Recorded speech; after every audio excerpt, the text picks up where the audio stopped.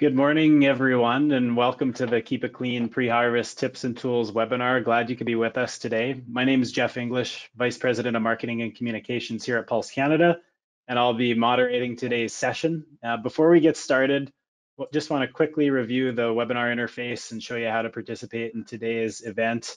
So we're using GoToWebinar. The interface is made up of two parts: the viewing window, which allows you to see everything the presenter is going to be sharing on screen, as well as the control panel, which will be found on your right, and how you can participate in today's event. So take a look at that. During the presentation, if you have any questions, you can send them through to webinar staff. Just simply type in a question in the chat and we'll receive it. At the end of today's presentation, we're going to be doing a bit of a Q&A. So we'll make sure any questions that are posted in there are answered, spoken to by one of the panelists. If you're encountering any technical difficulties at all during the webinar, let us know through the chat function or the question panel, or you can email info@keepingitclean.ca. And as a final reminder, the webinar is going to be recorded today, and a recording will be sent out. So if you miss something, or if you get left behind a little bit, not to worry, we will be making a recording of this public. So we can dive into it today. As I mentioned, my name is Jeff English. I work for Pulse Canada, and Pulse Canada is one of the members of the Keep It Clean initiative. If we want to move to the next slide.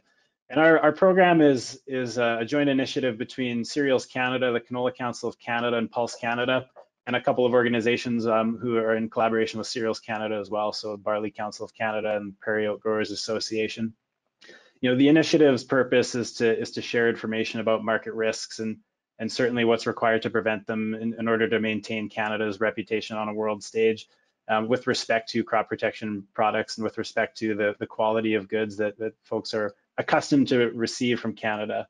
So we do that by communication with groups such as yourselves, communication straight to growers, and providing tips and tools and of ways that we can keep our product specifically ready for export to markets around the world. Go on next slide. I'm proud to be joined today by three panelists, presenters you can see here. A colleague of mine, Greg Bartley, who's Director of Crop Protection and Crop Quality here at Pulse Canada. Ian Epp from the Canola Council, who's an agronomy specialist for the Canola Council. And Haley Tetreault, who works for the Saskatchewan Wheat Development Commission as an extension agronomist there. They're going to take you through each of the individual crop types and what's pertinent and relevant to their particular fields. But we're going to kick it off with my colleague Greg Bartley kind of walking the group through a friendly kind of reminders on what is an MRL and how do we meet pesticides requirements. And so Greg, if with that, I'm going to kick it off to you and take it away. Great, thanks a lot, Jeff. So as Jeff mentioned, just looking at my slides here, see if I can get them to move forward. Perfect. So first thing I want to start off actually is really touch on MRLs themselves to make sure I have a good understanding going into this presentation of what an MRL is. You know, a lot of things that we deal with in terms of pesticides and considerations in our export markets is directly related to these MRL considerations and will be a large portion of the background associated with this presentation. So first off, MRL stands for maximum residue limit, and an MRL represents the maximum amount of pesticide residues that are expected to remain on a food product when the pesticide is used according to label directions. So a couple of key pieces in that definition: when used according to label directions, so that MRL is directly associated to how that product is used. So that's why we always emphasize the importance of following the label, but also recognizing that an MRL is just that maximum amount that could be expected. An MRL is usually not an indication of what is expected in terms of the MRLs that we're going to see on our product, and due to the part that when an MRL is established, that MRL is based on the maximum use pattern. So when you think of the shortest pre-harvest interval, maximum number of applications, so this could be 1, 2, 3 applications in the season. So it's that maximum use pattern, and then there's a fudge factor added to that in addition to the expected MRL. So when we talk about MRLs, it's really important to know that it's not a measure of food safety, and they're primarily used for trade purposes to give that indication that the pesticide product was used according to label directions. Now, the kicker in terms of our export markets, where the export markets come in, is that when we use products here in Canada, you know, our Canadian crops must meet the MRLs set by the destination countries in order to avoid trade disruptions. So even though we have MRLs established here in Canada, it's really those export market MRLs that we're paying attention to and make sure that the products we're applying are going to meet the MRLs in those export markets, as unfortunately, those MRLs could differ. They could be set lower or missing altogether in those export markets, and that's where we get the trade concern. Now, to quickly touch on the point about not being a food safety issue, there's a chart on the side of this graph here that indicates where an MRL falls in terms of safety issues. So if you look at a couple factors, I just want to point out that the ADI, this is the acceptable daily intake level, and this is the amount of residue that could be consumed on a daily basis that won't create a health concern. We can see that an MRL is set much lower than that level. In often cases, it's 100 times lower than what that level would be. So just indication that MRL is not a food safety indication, and it's obviously set much lower. So we want our residues to remain below that MRL, but if they do exceed that MRL, this is where we get the trade concern, but not always the case that could be a food safety issue. So just want to highlight that right from the start. Now, when we look at MRLs and look at how pesticides and the market acceptance of pesticides in export markets, we have a policy that we follow here between all of our commodity associations that was developed by the Canada Grains Council. And this is where we review the pesticides in our markets to get an indication of which pesticides may create that market concern. So it's a three-step process that we go through usually every fall to stay up to date. And this could be for pesticide products that are new to the market. So they're going to come onto the market. We want to make sure that they're not going to create trade concerns. But we also use this policy to review pesticides where MRLs may have changed in different export markets. And we want to see if that change in MRL may create a new risk. So the first thing we look at is look at our markets of interest. So what are our major export markets that we're sending our product to? From there, we look at the pesticides of interest. So we try to recognize, we look at which pesticides have those residue concerns, because not all pesticides create a residue concern. If we look at our seed treatments, it's often known that a seed treatment use really doesn't have any residue implications at the end of the growing season. So, these are products that we don't have to look at.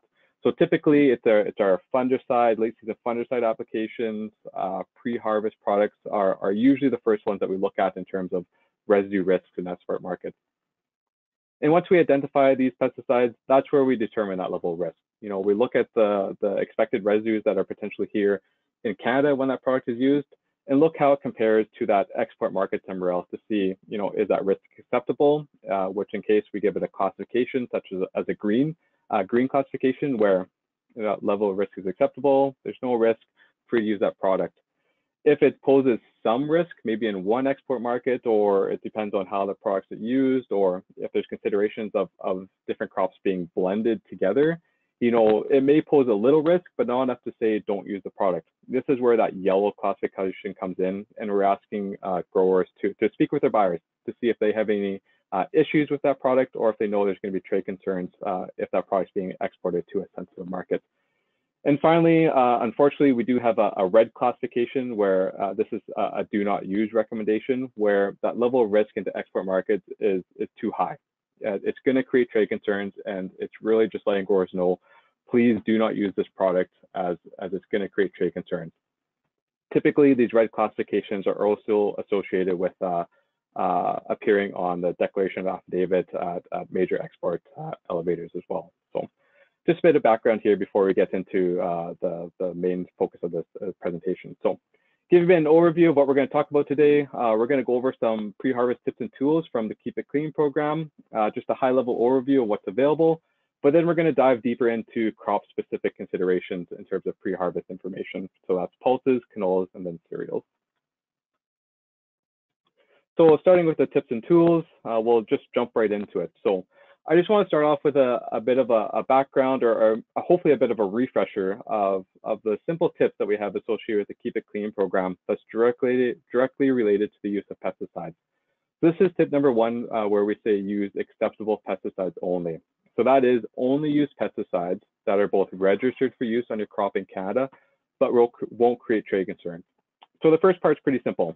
Is the product registered for use on your crop? We can look at the labels for this information. There's a lot of handy guides, such as the Guide to Crop Protection, that we find out which products are suitable to use or not. super simple to check that registered checkbox. Where it gets a little tricky is trying to differentiate or determine when it's going to create a trade concern. And this is where the Keep It Clean program is really jumping in to help provide that information through resources such as a product advisory. Typically, we talk to get the best sense of potential products that may create trade concern, or to see if it will or will not. Our recommendation is always to talk to your grain buyer. Ensure that the products you're using are acceptable both to domestic, so here in Canada, but also our export customers. The second simple tip that we have associated with pesticides is always read and follow the label. As I mentioned at the start there, discussing MRLs, the MRLs are directly related to a label application. So super important to read and follow the label.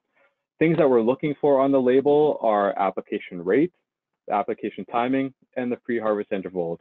If you follow the application or the label requirements for these three considerations, this ensures us that we will remain below the MRLs. Both here in Canada, but also our export markets where we know that there aren't any major trade concerns. So I'll dive deeper into each of these factors as we go through the presentation.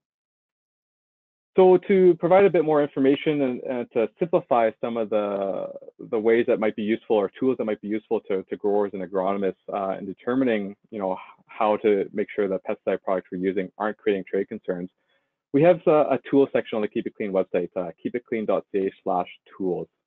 This is a new initiative this year to try and simplify the information, make it more mobile friendly and available to use. So there's three considerations here that we want to share with you today. It's the pre-harvest glyphosate staging guide, our product advisory that hopefully you're all well aware of already, as well as the spray to swath interval calculator. So to dig into each one of these tools or give you a snapshot of what you might find, to start off with the pre-harvest glyphosate staging guide, as I said, this is both available as a downloadable PDF. So it's a PDF copy that you can save right to your phone, print off. It's got all the crops on it. It's a super handy guide to have on hand. But as well, if you look on the website, it is very mobile friendly too, if you go directly there. So what are you going to find? It provides a bit more information in terms of why is pre-harvest glyphosate so critical for market access. So the considerations of maintaining our residues below those MRLs, and gives indications of how to stay below the critical moisture level, that's less than 30% moisture level for glyphosate application, and the information to help stage those crops. And as I said, we'll get into the specifics as we go through the presentation for each individual crop. The second tool you're going to find is the product advisory. So we call this the Keep It Clean product advisory. It's released every year, usually in the spring with updates. And it's usually an annual initiative, but that being said, it really is an evergreen document. If something pops up through the growing season, or if we need to get an update out, we can provide updates through this document. So encourage everyone to keep going back to the Keep It Clean website to ensure that you're looking at the most recent version of the product advisory. Like the pre-harvest glyphosate staging guide, this is also available in the PDF that, again, you can save to your phone, print off, have on hand, and also available on the website that's fairly mobile friendly, that you can get a quick snapshot of what the classifications are for each crop type, and also the products within those crops. Finally, the last tool you're going to find at keepitclean.ca/tools is the spray to swath interval calculator. So the spray to swath interval is really just another term for pre-harvest interval. And what the pre-harvest interval is the minimum number of days that must pass between the last application, or the application and cutting of a crop. So, typically we look at, our last application we're making, and making sure that the pre-harvest interval, so the number of days between that application, has lapsed before you cut the crop. So this is either swathing or straight cutting. It's really important to understand. It's really the cutting is when the last day, or when that pre-harvest interval ends.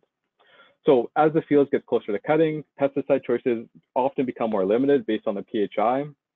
So the PHI can vary from 0 or 1 day up to, say 60 days. So as we get closer to harvest and we're looking at our pre-harvest application options, whether it's a late season fungicide or an insecticide application, or even a pre-harvest application itself, product choices decline based on the pre-harvest interval. So This calculator can help either choose a product where you can go to the calculator itself and put in a date when you expect to harvest, and it'll give you all the options available for you that will fit that pre-harvest interval. It also gives you the option to look at the crop type and the specific product that you may have applied, and also just give you the pre-harvest interval as a reminder, an easy way to look that information up. Just want to highlight here quickly that within the spray to swath interval calculator, we've done our best to make sure that the information is as correct as possible. So we believe it is. That being said, if you do see anything that looks off, if you don't see a product that you would like to see in the calculator, or maybe it's been missed, shoot us an email, info@keepitclean.ca, and just let us know. We'll get that information updated or get that product in there to make sure that it's most useful to everyone using it. So finally, last thing again, just to highlight, all these tools are available at keepitclean.ca/tools. Highly encourage everyone to go check it out. And from here, we're just going to jump into a bit more crop-specific stuff and tips on terms of timing our pre-harvest applications for this harvest season. So jumping right into the pulse-specific information before I pass it off to my colleagues, I'm going to go through essentially what's on our product advisory, but also some considerations for pre-harvest products to sell. So the first one I want to touch on today is pre-harvest glyphosate. So I just want to first start off with just stating that glyphosate does remain highly scrutinized both domestically and in the global marketplace. So it's really important to pay attention to the proper use of this product and make sure that we're getting it right. That being said, the use of pre-harvest glyphosate is restricted on some crops by some grain buyers. So we do know that, for example, in the dry bean industry, it's fairly common that pre-harvest glyphosate is no longer accepted on most dry bean classes. So an example where we're seeing that pre-harvest glyphosate already being restricted due to buyer requests. That being said, you can see within our product advisory for all of our pulse crops, we have this yellow classification, which means just be informed. We're asking growers to go talk to the buyer to make sure it is acceptable, knowing that some grain buyers do not accept glyphosate. But I also want to highlight that we do have a notation on our product advisory associated with pre-harvest glyphosate. This is that MA or market acceptance notation. We added this to the advisory this year just to indicate that in many cases for peas and lentils specifically, our MRLs are established either they're aligned in export markets or set at lower levels than in our export markets. And it's indication that this yellow classification or any restrictions really not due to export market MRLs. It's more due to that global scrutiny where we might see that restriction of glyphosate. So just want to be transparent and let you know. In terms of MRLs, just to give you that quick snapshot, I just want to highlight here that the current MRLs in place are stated without parentheses, but if you see all these numbers that are in parentheses are proposed MRLs. So we're gonna see some changes in MRLs here in the export markets, but also potentially here in Canada too in the coming days, weeks, months, years potentially. I just want to highlight that this first started with Codex MRLs. So we've made the proposal to have Codex MRLs updated to make sure that we actually have a chickpea MRL established at Codex. And you can see that Canada has followed suit with Codex to make sure that alignment remains in the international market. So just want to highlight that here. And last but not least, when we're talking about pre-harvest glyphosate, just want to highlight that the pre-harvest interval is 7 days for this product. Now, to get into a bit more specifics on using the product, we've put out a flow chart this year to really, have growers ask themselves, or it's really important to ask yourself, are you applying pre-harvest glyphosate correctly? Or alternatively, you could ask yourself, why am I applying pre-harvest glyphosate? And when you answer that question, you'll get to able to show if you're using this product correctly or not. So the first thing we're looking at is are you using glyphosate as a desiccant? So are you planning to go into that crop to apply glyphosate or pre-harvest glyphosate to dry down the crop? And if you're answering yes to that question, this is where we're saying stop. You're risking your crop investment. This is not what glyphosate was intended for. What pre-harvest glyphosate is intended for is really that pre-harvest weed control. And we're looking to apply that product at less than 30% grain moisture content in the least mature part of the field. So if you're going in and if you're not sure if you're applying it at less than 30% moisture content, or if you know you aren't, if you're pushing it, that's again a place where we're saying stop, take a pause, we really need to make sure that we're getting this correct. So hopefully everyone's answering yes to this question, where you are applying pre-harvest glyphosate for weed control and only applying it at less than 30% moisture content in the least mature part of the field to make sure that we're using this product correctly. Last but not least, just want to touch on that pre-harvest glyphosate staging guide. It does provide detailed, hopefully detailed information on how to stage a crop to get that indication of less than 30%. It's difficult sometimes in our indeterminate crops to get this staged evenly across the whole field and get it correct, but really encourage growers to work with their agronomists, make sure that we're getting this correct, to make sure that it's just being applied correct to get under 30% moisture content. Absolutely critical to get that timing there. So with that, I just want to move on to another product that is registered for use in Canada, but we're recommending not to use. So on glyphosate ammonium. So the first thing to just differentiate is that there's different product registrations between Eastern and Western Canada. In terms of Western Canada, there is a registration on lentils. However, we're asking growers not to use this product. If we look at the export market MRLs in terms of a Canadian MRL, you can see for lentils that we do have that MRL established here in Canada, but we do not have a Codex MRL, we do not have a US MRL, and the EU MRL is set at the level of default. So essentially, the trade risk is just too great. If growers use this product on lentils as a desiccant, it's going to create trade concerns, no questions about it. So I cannot stress enough, please do not use this product. And also want to highlight that this product does appear on those declaration of affidavits at the major elevators. In terms of Eastern Canada, unfortunately, the MRL landscape is not much different. It's not great. However, the reason why it appears as a yellow classification on dry beans in Eastern Canada is there is an MRL established in Japan, and there is a specific use pattern on a specific market class of dry beans where glyphosate is accepted. You know, it's a good option for a bean class that's going to Japan, and we want to make sure that growers have that available to use to them. And knowing that the dry bean industry is so connected with their buyers already, they can give that indication of when it's acceptable or not. Just to touch on chlorothalonil, so this is a fungicide, so not a pre-harvest product, but just want to highlight a change that's happening this year and just make sure that folks are aware of that coming change again. So the main focus that we're looking at is actually the use pattern on chickpeas. So what's happening is the MRLs are being revoked in the European Union, and these MRLs are revoked are going to be effective September 2nd, 2021 here, so coming up less than a month. We see that there is a potential for a marketing risk of chickpeas if chickpeas are treated with chlorothalonil that's being exported to the EU. However, we don't believe it's going to be a major risk. We just want to highlight that the potential is there. So we really encourage, well, hopefully growers had that conversation already with their buyer as they're applying this product, but really just want to highlight that just be aware of it.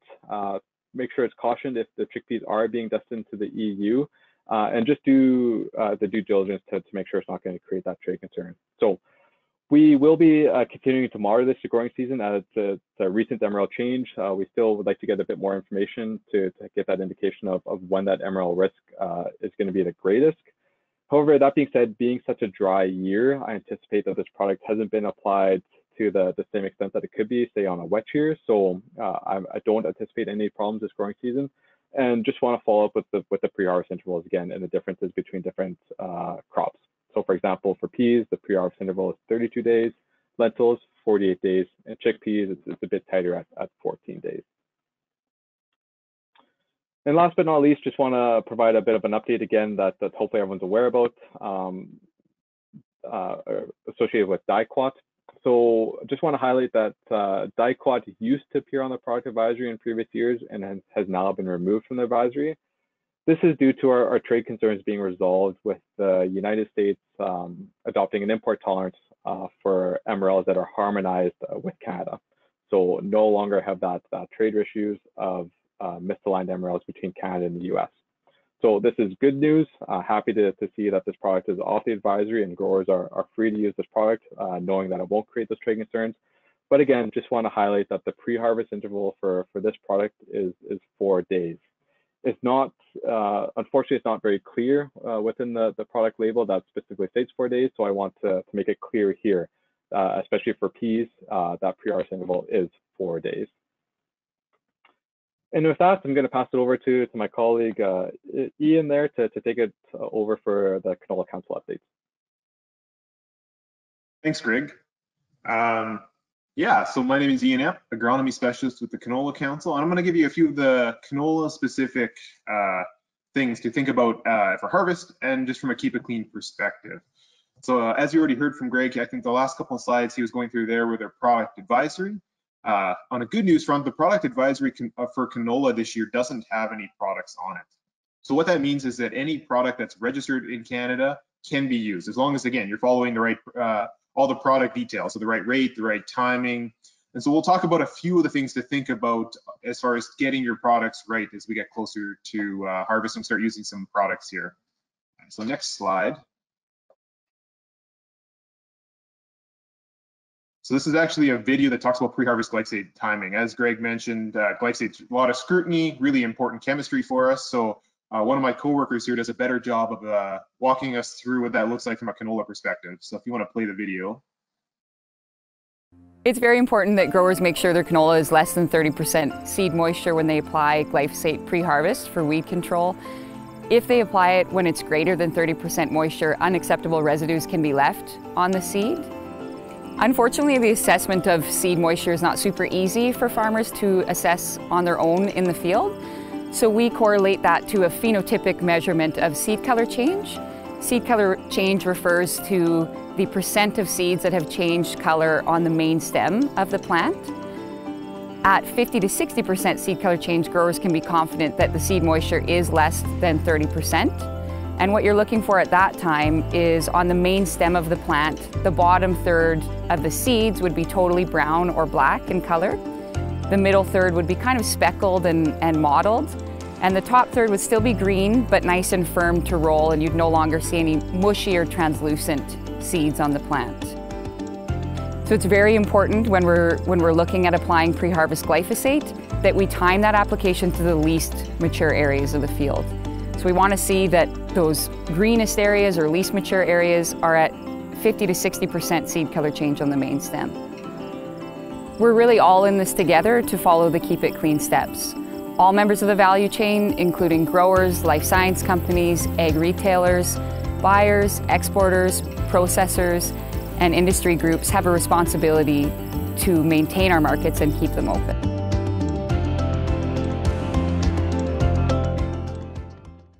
What the pre-harvest glyphosate staging looks like for canola. So we talk about that 30%, less than 30% moisture.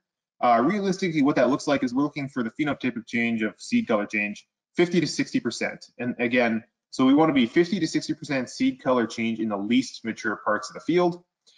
So that at that point, we're going to be confident that the grain moisture is below 30%. So what that actually looks like, those bottom pods, they're completely brown or black. Those middle pods, and this is all in the main stem, those middle pods are mostly brown with a little bit of speckling. And the top ones are green, firm to roll. None of that watery kind of squishing in your fingers. The one thing that I'll really stress this year, I was in canola fields yesterday and the day before, with dry conditions and varying levels of drought stress throughout the field and just throughout the region. Very important that we do a really thorough job of looking at our crops this year. There's a lot of variability in what the crop looks like, and especially from the road. There's some stuff that in the field I was in yesterday, it had droughted out really badly, and it droughted out. The plant still looks grass green, but there's actually quite a bit of seed color change happening in those plants. Just drought stress causes all sorts of weird looking canola plants. So really important to be finding that main stem and cracking open those pods. And then again, looking at those least mature areas of the fields, are those low areas, any of that. So we got to make sure, sometimes this isn't the easiest thing to do, but especially this year with so much variability, making sure we're finding those least mature areas of the field. And then again, as Greg already mentioned, the purpose of applying glyphosate is for pre-harvest weed control. So, you have those weeds you need to control, you want to control for dry down, that's great. It's not going to speed up the ripening of the crop. If we're applying glyphosate at the actual on-label time, that less than 30% moisture, by the time the glyphosate active can do anything, it's not actually going to be speeding up the crop. So if we're looking for desiccation, glyphosate is not the product. But again, if you're looking for weed control and we apply it right, we're good to go on that. Next slide.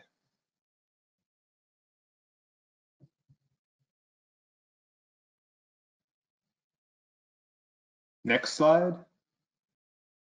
All right. So while we're out there doing our thorough job of looking for glyphosate timing, we want to be looking for some diseases as well. Something like blackleg can, at some point, has had market implications for canola, so something we want to be keeping on top of. And, at this point in the year, there's nothing we can do to control blackleg. It is what it is, but it's really important as far as record keeping on how we plan out our next time we have canola on this field, or maybe just our next canola crops anyway. So that 50–60% seed color change is a perfect time to be looking for blackleg. So we're going to be pulling lots of plants into different parts of the field. Pull at least 50. You want a lot of plants to get a good idea of what's going on. We're going to be snipping them at the base of the stem, or the top of the root there, and we're looking at the black. You see the rating scale there. The more black, the worse it is. Again, 0 to 5. There's a blackleg yield loss calculator at canolacalculator.ca. So this is one disease that we've talked about. We know we have some R-related genes. It's always been around, right? Every field has a little bit of blackleg, but this is one that can creep up on us. And if we don't control it quickly enough, we can see quite significant yield losses. Sometimes above ground, they might look a little bit like sclerotinia or a little bit of something else. On this year, it might look a little bit more like extra drought stress, but something we want to keep in mind to make sure that it isn't actually blackleg. Next slide.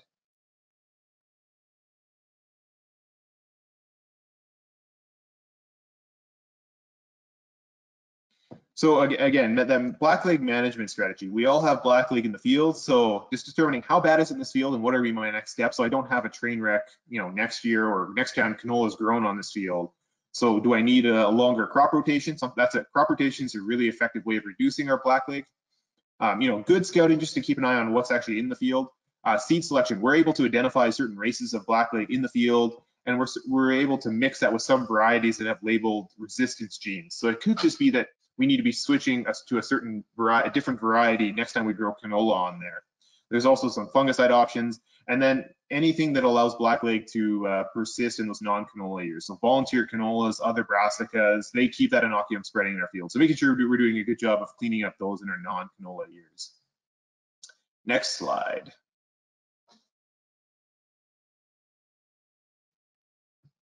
The last thing I want to talk about here is malathion. So when we store canola, we can't treat those bins with malathion. This is not something new, but this is something we get the odd detect every once in a while. And we're treating our bins. We maybe have pests from the previous crop. We treat our bins in summer. We don't know necessarily what. We don't always plan that far ahead to know what's going into those bins, whether it's canola or a cereal or something. But again, just keep in mind that any bin that's been treated with malathion, we can't put canola in there. We do pick up the residues, and it's not registered for canola. So when those residues pop up, we don't have the proper MRLs in place, and it can cause a trade risk. So if you do have bins that have been treated with malathion, can't put canola in there. On that same thought, if you do have bins that need treating, maybe there are a lot of other options that might be easier than malathion. It keeps the logistics a little bit easier on the farm. So just that quick reminder that malathion can't be used on any bins that we're going to store canola in. Next slide.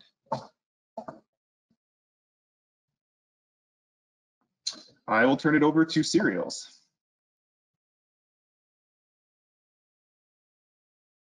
Good morning, everyone. I'm Haley Tetreault, the Agronomy Extension Specialist with the Saskatchewan Wheat Development Commission. So in this section, we're going to cover some pre-harvest information for cereal crops. But we're going to cover assessing 30% moisture in cereals and then wrap up with the 2021 pre-harvest product advisories for cereals. So next slide, please. Hi, I'm Fred Gregg, a farm at Reston, Manitoba. We grow a wide range of crops and we crop about 6,000 acres. When we're considering the use of a glyphosate as some weed control as a pre-harvest application, 30% moisture is crucial. It has to be below there or the chemical could remain in the grain and it just gets locked in. So it's imperative that we stay below that 30% moisture. What we like to do is go to the area of the field that is the most immature, and then you pick a head from that area. You thresh out the seeds out of the head, and if you put a light amount of pressure with your thumbnail into it and it leaves an imprint and doesn't spring back, that's pretty much ideal. The proper application timing of any chemistry, but especially a glyphosate in this case, maintains the proper MRLs, make sure we're within the guidelines. In Western Canada, you know, my business and everyone's just depends on export markets. If we follow the steps of keep it clean, we will continue to be able to access all our markets.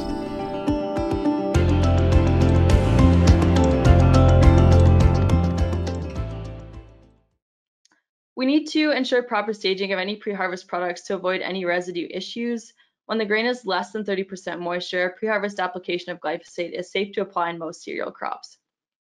So 30% moisture in cereal can be assessed by the thumbnail indent test. So if you use your thumbnail in a kernel and the imprint remains when you release the pressure, it's at the hard dough stage and is ready to go. But if the indent springs back, it's likely above 30% moisture and will need some more time to dry down.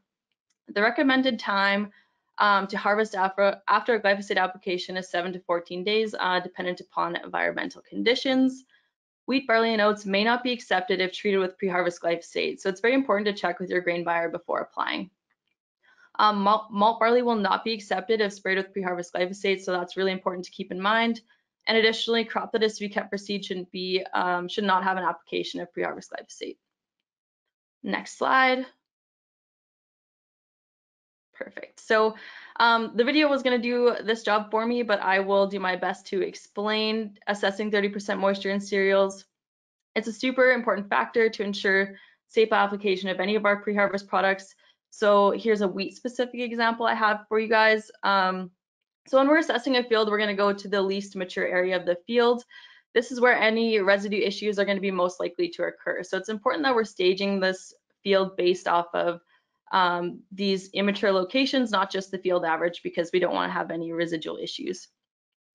So once we get to this area, we're going to assess some individual wheat plants. As you can see on my top photo, we have 3 wheat plants. So when we're looking at the plant on the main stem, we're going to look just below the head.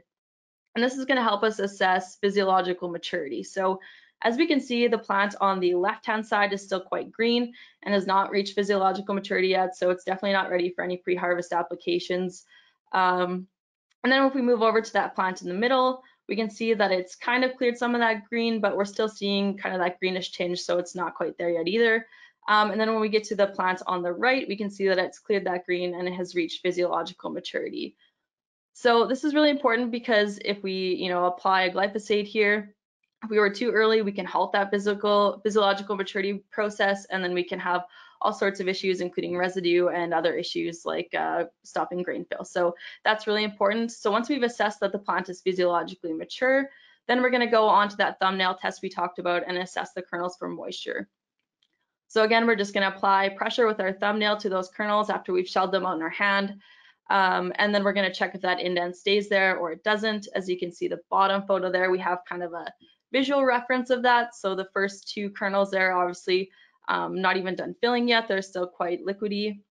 That 3rd kernel there is at a soft dough stage. So we can see that once the thumbnail imprint is there, it springs back. So it's definitely above 30% moisture. And then we start to see that imprint remaining, which means we're at the hard dough stage and we're at 30% moisture or less. So this is a really important number to remember, a really important stage, because most of our products, the recommended application timing is 30% or less in cereals. So you can find more information on registered pre-harvest products for cereals in your provincial guide to crop protection, along with the label rates and pre-harvest intervals, which are all really important factors to ensure that we don't have any residue issues. Next slide, please. So now we're going to move into the product advisory portion of the presentation. So starting off with pre-harvest glyphosate, like we've kind of been talking about, wheat, barley, and oats are labeled as be informed. So this just means that they may not be accepted, and you should really talk with your grain buyers prior to the application of a pre-harvest application. Some customers have contract limitations on fall applications of glyphosate, so it's really important to have that conversation with the grain buyer to ensure that they know what protection products you intend to use, and to confirm that none of these products will cause concern for export or domestic customers. Malt barley treated with pre-harvest glyphosate will not be accepted by grain buyers, so that's very important to remember. It's important to remember glyphosate is registered for a pre-harvest weed control aid and is not a desiccant. So we really don't want to be using glyphosate to hasten the maturity of our fields, just as a weed control option. So moisture must be below 30%, again, in the least mature areas of the field to avoid any of those unacceptable residues in harvested grain. It's also very important to strictly follow the product label guidelines to minimize risk of residues and scrutiny in the global marketplace. Next slide, please. All right, so next up we have manipulator. So manipulator or chlormequat is accepted on oats, wheat, and barley. However, malt barley is labeled as B informed. So again, this is a really important one to be chatting with your grain buyer about, just to confirm your contract obligations and acceptance before using chlormequat on malt barley. And remember to only use products that are both registered on your crop in Canada and won't create trade concerns. So it's important to be in close contact with your grain buyer. Next slide, please. So our last product on the 2021 product advisory list is saflufenicil, which is also known as HEAT.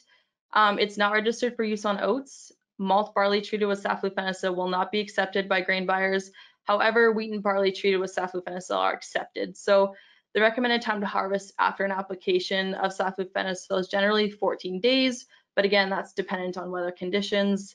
And it has a pre-harvest interval of 3 days. So that just means that after the application, you can't harvest for 3 days. So you can download the full list of product advisories on keepitclean.ca, and many of our guides to crop protection will provide a reference to Keep It Clean if there's any market concerns around product use. So that brings me to the end of my presentation. Thanks for your time, and I'll be happy to take any questions in the Q&A. Thanks, Haley, and thanks to Ian and Greg as well. Lots of information there to digest, and if I could ask you, all three of you, maybe to come on camera now, we'll get to a little bit of a discussion here. We have some questions that have come in from the chat, so for anybody still listening who has some questions, feel free to send them in, and we'll do our best to get to all of them. First up, a question with respect to some recent news around glyphosate that I'm sure most folks are familiar with, and maybe this one's for you, Greg Bartley, but question asking, are there concerns with the Canadian government's recent announcement regarding the decision to pause MRL decision on glyphosate and other MRLs? The federal government obviously announcing that just yesterday afternoon. So what can you tell us about that? Yeah, sure. So thanks for that question. Maybe just a bit of a background. So the PMRA has proposed to raise the glyphosate MRLs for pulse crops here in Canada, and this is basically in response to those proposed Codex MRLs that were actually proposed back in 2019. So the PMRA is just making sure that we're aligned with Codex or with that opportunity. In terms of the announcement yesterday to pause the increase or potential increase in Canadian MRLs and pulse crops until spring 2022, no concerns in terms of our end of things. You know, we're mainly focused on those Codex MRLs where we'd like to see those get established to make sure that chickpea MRL is set in place. And it really has no implications of how that product is used here in Canada. You know, there's no label changes being proposed or anything like that associated with the proposed MRL changes here in Canada. So that being said, no concerns in terms of that MRL being delayed. However, just paying close attention due to potential perception issues. You know, I think there is unfortunate the way that some of this has been communicated in terms of the misalignment, and I'd say that's the biggest unfortunate situation with this versus the delayed MRL. Yeah, and I think I would just add, I can speak, I believe, for all three of our groups in saying, like, we're certainly getting the relevant information to communicate back to members as this the most recent announcement just came out yesterday, but there's certainly conversations through individual groups as well through our respective memberships in the Canada Grains Council to make sure that members are up to date with the latest of where this could be headed. Next question, this one will be for Ian here, from someone who's saying they've had customers ask about using Liberty as a desiccant on Roundup Ready canola. What are your thoughts on that? Yeah, a couple of thoughts on that. The first one would be to make sure to check the product you're actually using. If you're actually using the registered Liberty product, I don't believe it has registration for desiccation. Obviously, in the past, Liberty, the active glufosinate has been used for desiccation and still can be used in some cases, but In the canola world, the actual Liberty product is not used for desiccation. There are some other generics, and I believe one of them does have registration. But I would double check with both with your grain buyer. It's never a bad idea to check in with your grain buyer, make sure they have no specific concerns, but also just to check the label, the product label through the crop protection guide, and make sure that the actual product you have in your shed or that a customer is using is actually registered. Thanks, Ian. Next question, and perhaps for Greg or for Haley, what can a grower do if the crop is maturing quicker than normal and perhaps getting into a situation where it's it's ready to harvest, but the pre-harvest interval hasn't lapsed? I mean, how common is this, and what kind of advice would you have?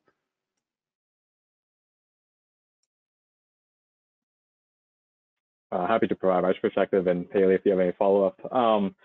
Yeah, I've heard of potential situations where this could occur this year. Due to the dry conditions, it's really unfortunate across many farms across the prairies here. And I think what we're seeing is that we're getting to be a much earlier harvest than the typical years. So there's potential where those fungicide applications or even insecticide applications where we've had to deal with some grasshoppers, that we might be in a tight position where that pre-harvest interval may be getting close as that crop is ready to harvest. So at this point, our recommendation is unfortunately that stick to it, stick to that pre-harvest interval and wait it out before you do harvest that crop, just to make sure that we're doing everything we can to make sure that those residues are in check. So hopefully not too many people in that situation, but an unfortunate reality that growers have to navigate this growing season.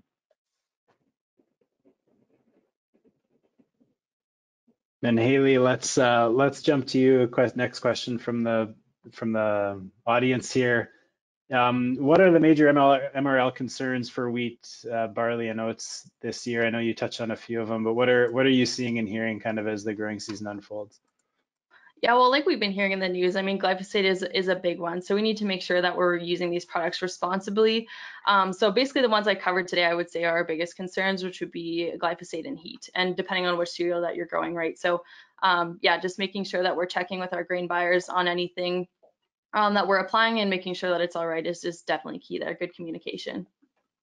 What would some of the effects of an early application of glyphosate be on cereals? What would that have? So like we mentioned before, we can have residue issues in the harvested grain, but the application of glyphosate can actually stop that physiological maturing process if we go in too early, which can lead to, poor grain fill, and that can lead to reduced kernel weights, poor protein, and poor end use quality. So it's really important from a quality perspective as well to go in there below 30% moisture. Greg, you want to jump in there too? Yeah, just to touch on that physiological maturity piece, I think it's important to note that that connection to that 30% moisture content is actually related to physiological maturity. That's where that 30% moisture comes from. So if you think if you're applying pre-harvest glyphosate before or above 30% moisture, that's where that residue risk comes. It's a source distinct movement due to glyphosate being systemic in the plant, and that's where you get the movement into the seed. So it's that connection to 30% moisture that if you're less than that, that seed should have stopped that movement of nutrients into the seed, and that's where we just don't get those residues. So just making that connection that hopefully is a little more clarity on where 30% comes from.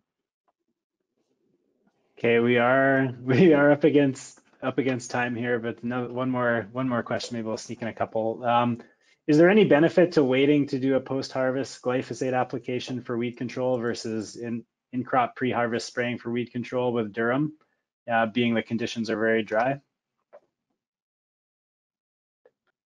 Yeah, so I think there is a benefit if if that weed pressure is really high, spraying in the fall can be really important. I can't see it being too high just with the droughty conditions that we've been having, but I definitely think there is a benefit to waiting and doing it, especially if you're getting close to your harvest timing already and the crop is dried down and you don't think there's going to be any harvestability issues. It's definitely beneficial to wait on that and do it post-harvest. Depending on time management too, if we look like we're going to have a wide open fall, then it can definitely be an option. Haley, I think we'll leave it there. Coming up again, so 3 minutes past. would want to thank Haley, Ian, and Greg for their time today, and certainly to all of you on the line who tuned in.